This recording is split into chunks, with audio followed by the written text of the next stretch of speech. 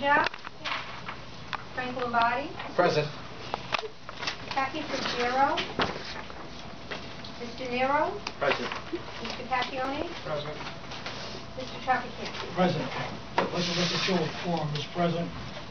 Ladies and gentlemen, first of all, I apologize for calling this meeting during the school vacation, but I was informed by our solicitor that we had to meet immediately. So I'll have the solicitor explain why this meeting had to take place at this particular point in time. Mr. Cacchione, before you do that, if you don't mind, forgive me for interrupting.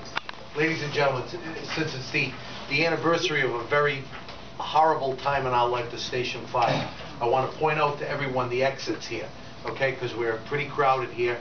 There's an exit there and an exit there, okay? And that both will lead you out of the building. So I just want to make sure everyone is aware of that, okay? Thank you.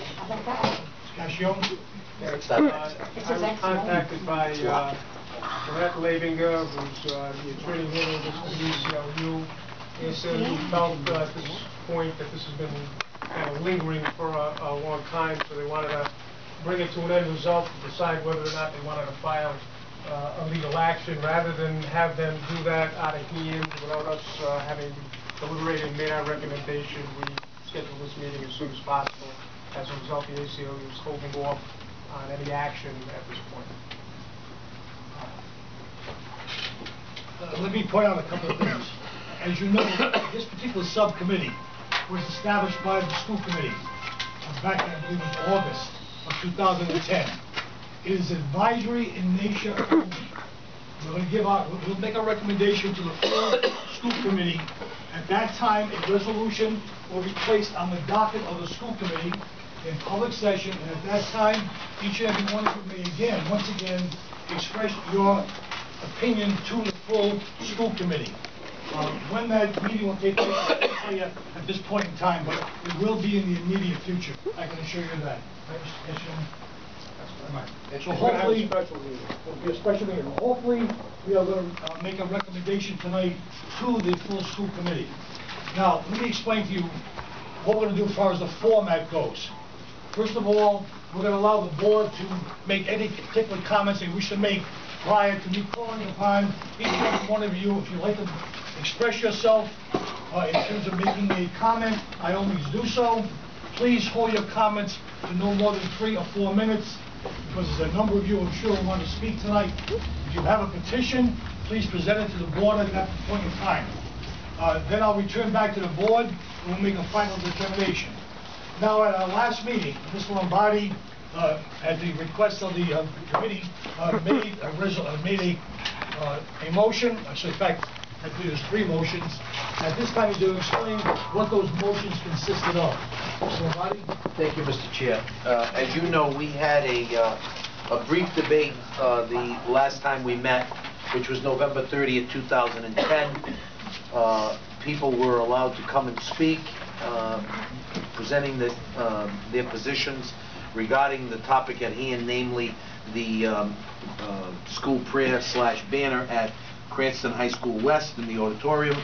And at that time, I indicated that it was indicative of our obligation, not only as a subcommittee here, but also as a member of the school committee, that we need to take on further investigation of the issue. And at that point, I made a motion that was unanimously passed that we authorize our legal counsel, Mr. Cacchione, and his firm, Brennan Recupero, to research the issue regarding a potential defense of the Cranston School Committee in a potential lawsuit brought by the ACLU regarding the school prayer banner at Cranston West.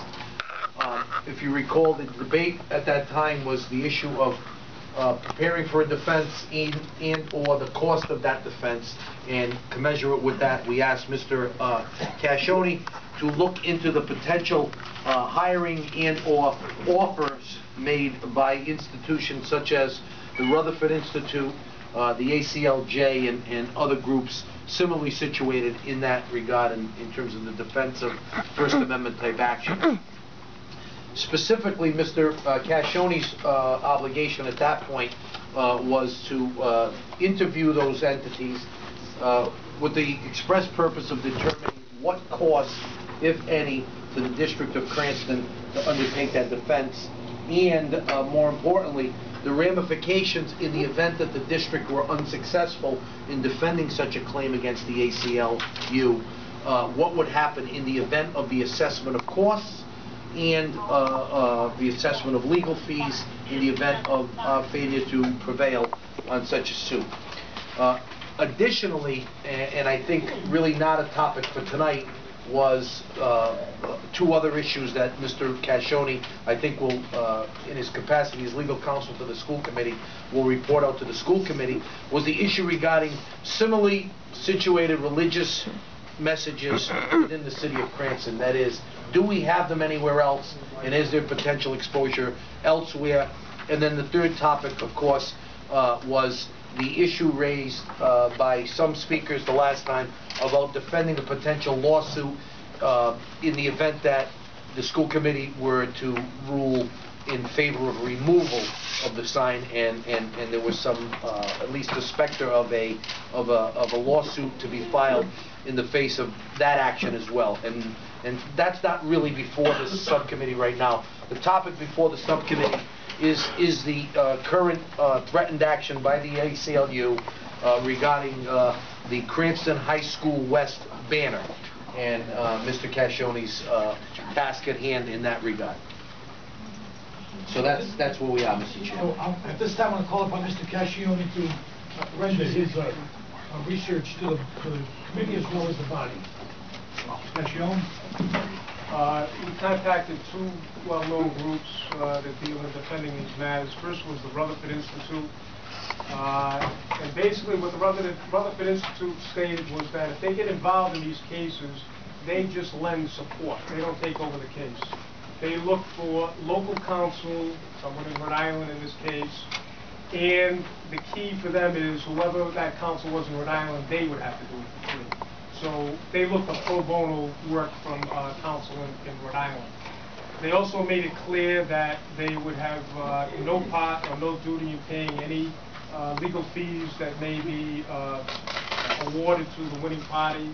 So if we lost this case, they would not be involved in paying the legal fees for the other side, nor would they be involved in paying any costs involved in the litigation. They just lend support to whoever they may get as local counsel. The ACLJ is a little different. They take on the case themselves if they're going to take on the case. They also would not pay any of the costs or attorney's fees associated with the other party winning the case. The staff attorney for the ACLJ in this case mentioned to me that he had spoken with a couple of parents over the summer who had contacted them, so he's very familiar with the case. He said the likelihood of the ACLJ getting involved in this case was slim to none. They don't feel that it's a winnable case based on the precedent set and the way the Supreme Court has differentiated public schools in their decisions on these issues. So in both cases, they would not pay the costs nor the attorney's fees. ACLJ most likely would not accept the case, and the Rutherford Institute would have to look for local counsel in Rhode Island who would do it for free. So that's the result of the contact made with those entities. Excuse me, did you contact the Alliance Defense Fund? ACLJ Rutherford. Any questions to the board? Mr. Cascioni, yes. Somebody? Thank you, Mr. Chair. Mr. Cascioni, did the Rutherford Institute give you any idea as to how many participating attorneys there are in Rhode Island that deal with that group? They thought there was only two, and I wasn't given the names at that point.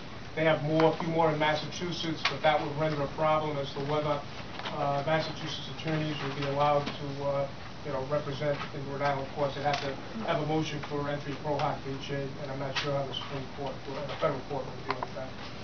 Kevin McKenna did say... Wait, stop. The board only. You have your opportunity. Any other members of the board have any questions or comments? Mrs. Cohen? For Mr. Cascioni, the ACLJ, when you spoke with them, did say it wasn't likely that they would take the case because of the potential for loss, correct? Because of the previous precedent that had been set. Their interpretation of the case law. And what about Rutherford Institute? Did they lean either way, or did they basically say it would be up to the purview of the attorneys that they would seek out? They were non-committal, but I got the impression that they got somebody doing it for nothing. All they were going to be doing is lending the support, whereas the ACLJ would actually take the case.